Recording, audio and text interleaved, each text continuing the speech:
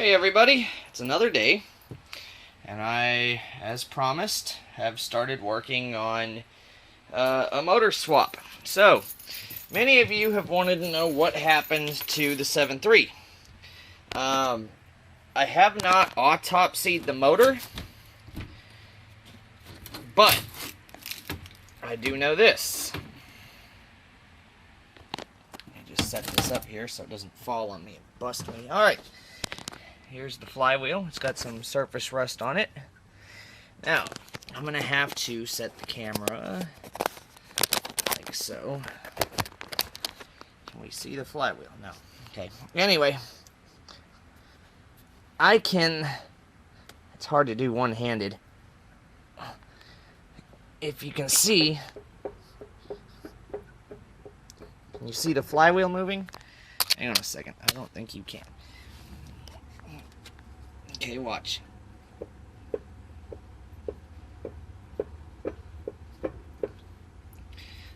That tells me the crank is broken. We busted the front of the pilot bearing. The input shaft of the transmission survived just fine, as did the throwout bearing. And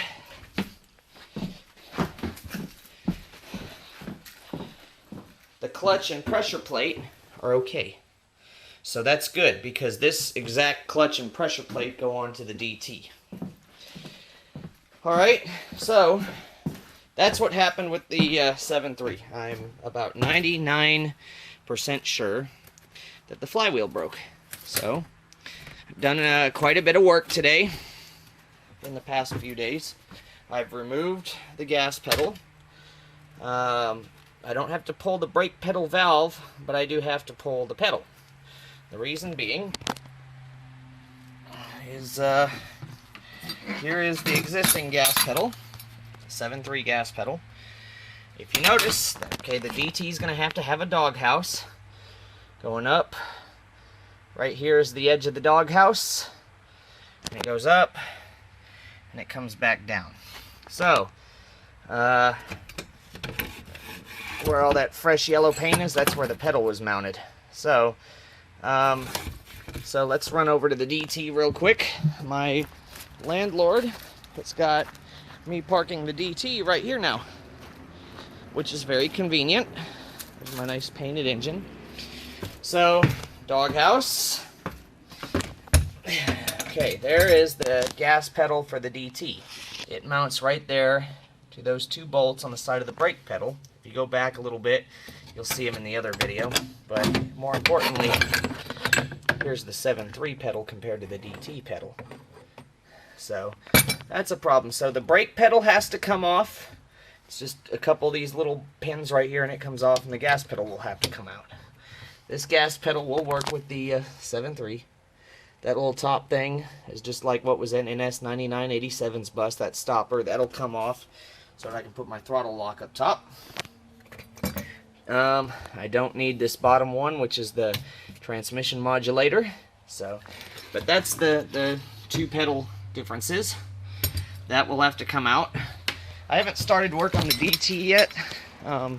It's still fully intact. The only thing I've done to it was compared the plugs over here with the ones on the 7.3, and they're different. So that means I'm going to have to cut and adapt, but that's okay. We can do this. The 7.3 plugs are pulled for right now.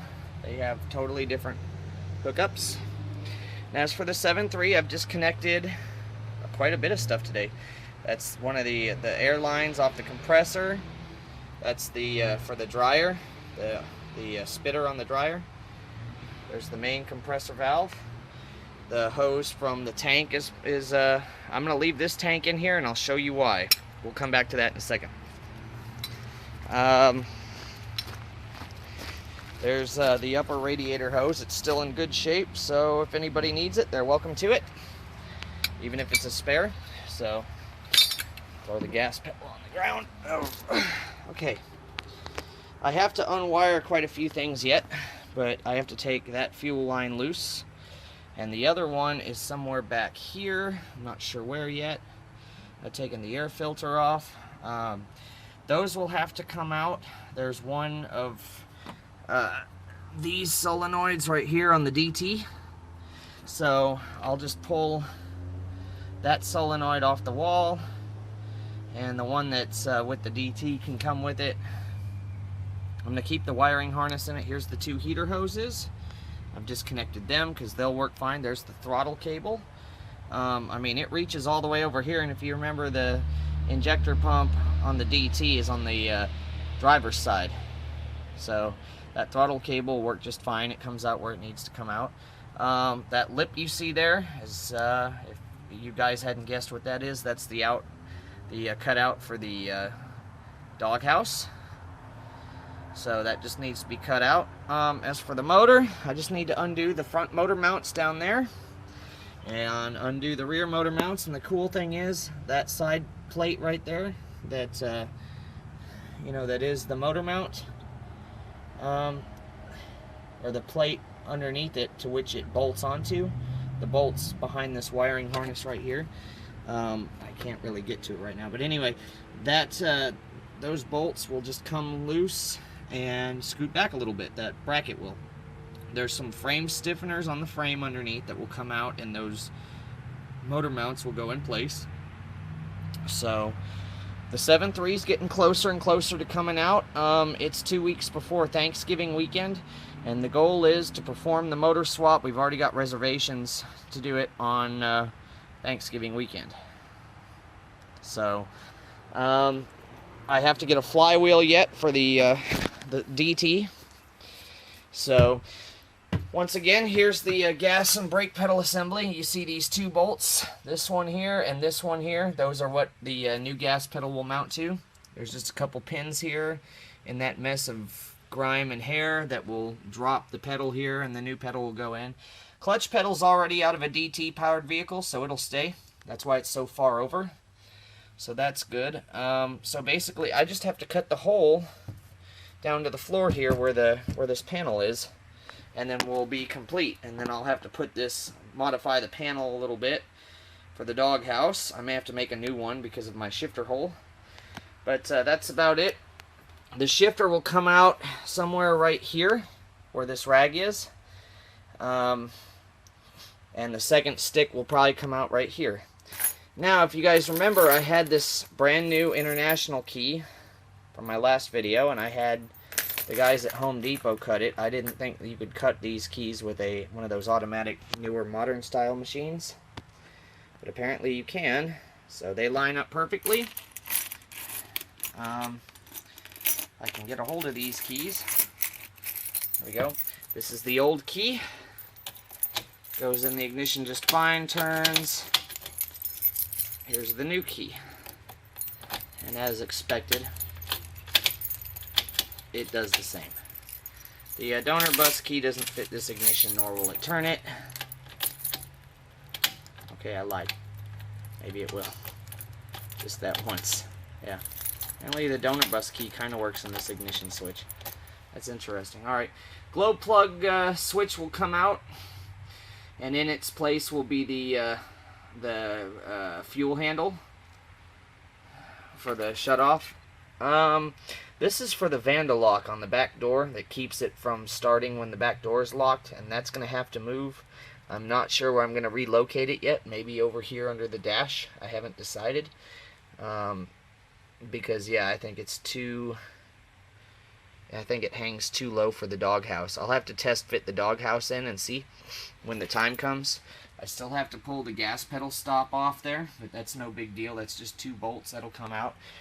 The shifter has to be straight now, because it's going to come out right here. So, I mean, if it comes out right here like this, it's going to be really far back. So it's just, I'm going to make it straight, and we'll be done with it. Make it nice and straight. It'll look nice. The second stick will go there too. The second stick is currently at my house in my shop for the few more weeks that I'll be at that house. Okay, so back to the coolant reservoir. The coolant reservoir here is up here on the S series, and it's for a reason. There's a few things about it, like that hose there, it goes to the air brake compressor, and this one down here. Those hoses on the DT are all in the engine.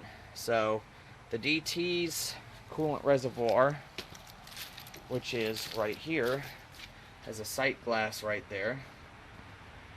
So although that reservoir does not have the, I've got these two hoses here, so that may pose a difficult thing here. I gotta see where the other one goes. The other one's the relief up top. Okay, I know where that goes. This lower one here goes, that one will have to go where the sight glass went. The one that goes to the top of the radiator comes out back here, so that'll stay. That one will be fine. That goes to the top of the radiator, so I won't be able to put the sight glass in. Okay, never mind. But here's the problem. So the coolant reservoir is up here on the S series, because on the S series, let me shut the hood for a second, and there goes some tools. This hole right here is your air intake. It's an air dam. And it comes up through the hood to this hole. And that hole mates with this right here, which is where the coolant reservoir is over there. And from here, you'll have a hose that goes to the air box, which is going to be right there. I have one in the bus. I'm not sure where I'm going to put the washer bottle yet. I may have to put it inside the bus, which that's okay. Here is the air box. This is off of an S series. This is, believe it or not, off of a 7.3 S series, which is very strange, but it has both the hangers. Apparently it was an option, I guess. But anyway, so this is the air box here, and so it's the factory one. It's going to need a new filter probably, which is filthy. But there's the new pull cord. There's the old air filter and the tube. The tube will not fit on this. This end right here will fit this hole, but this end goes on the front. So that's a problem. So we'll have to fix that as we go. We'll figure it out. I'm going to try to see if I can get one from International, a new tube. But yeah, so that's about it. Since the DT has a different wiring plug up front, I think what I'm going to do is keep the factory S series harness in here, cut out the wires that don't need to be needed, and then label all of my sensors. There's coolant temp gauge, and it's in a different spot on the DT. This right here is the oil pressure sender for the gauge. That down there I believe is the light. And then the coolant temp light is down here somewhere by the, I'm gonna have to walk around over there.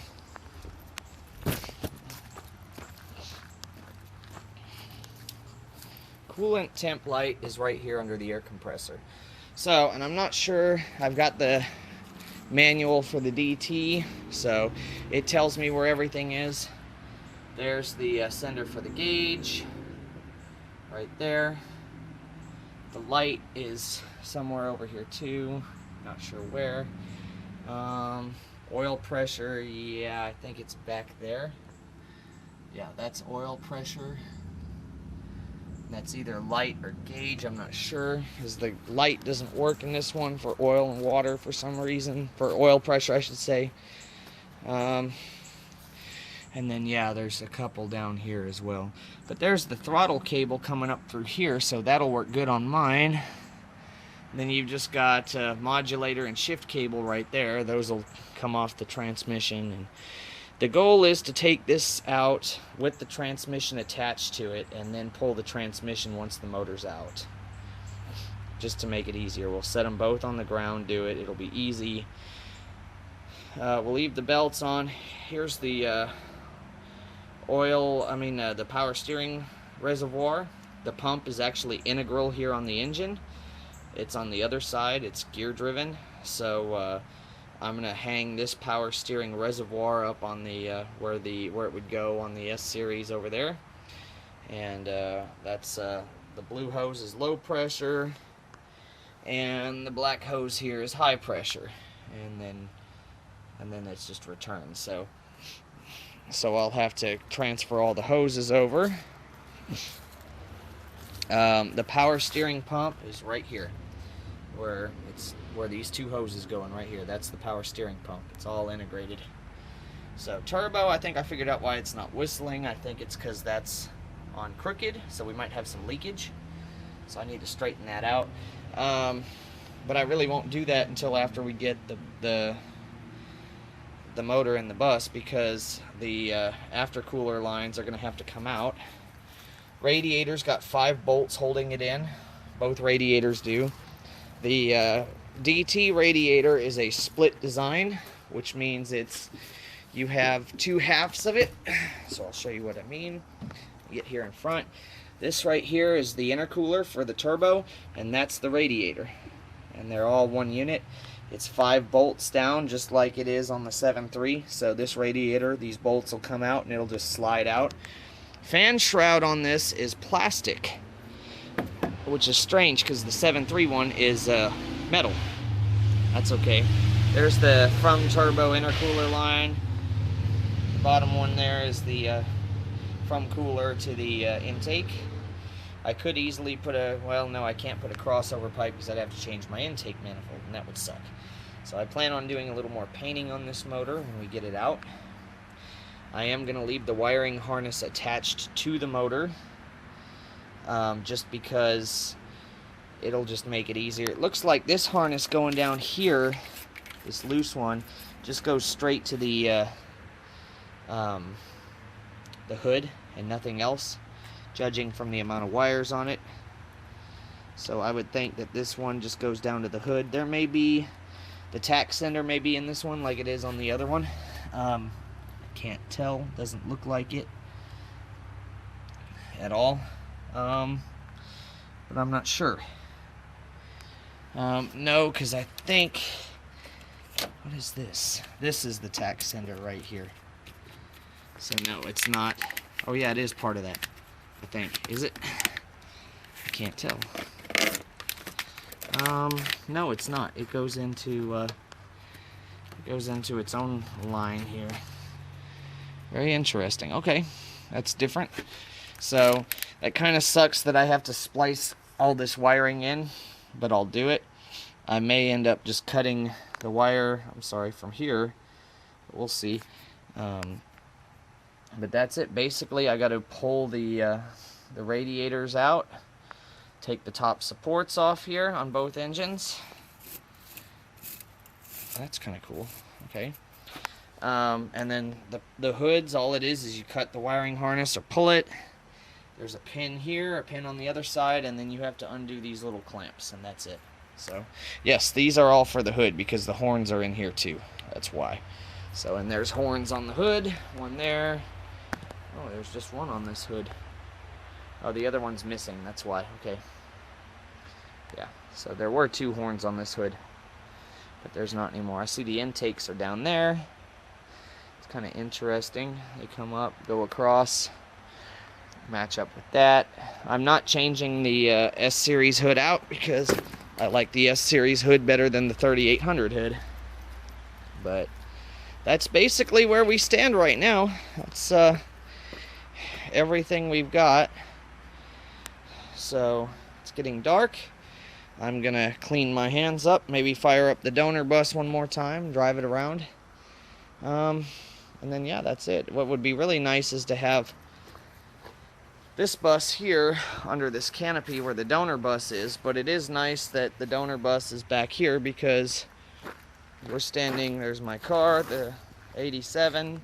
The donor bus was all the way up there and to the left, the very last stall up against the fence way up there. So we were going to have to drive with that DT swinging all the way back here. And thank you to the landlord, we won't have to. So to those that are wanting parts off the bus, off the donor bus, make me a list. Let me know what's going on. David, I know you want your relay valves. That's fine. NS9987. I'm going to give you the overhead mirror here, as well as this right here, so you can have something for your MVP. I will be keeping this because in my bus there's a camera hole cut out of that and it just looks like shit, so we're going to keep that. This center gusset right here I'm going to transfer over because mine's pretty torn up. All the lights in here, I'm trying to keep all the lights right now. I know somebody wants the loading lights, and that's fine. Switches I'm going to keep, all the electronics from the switch panel,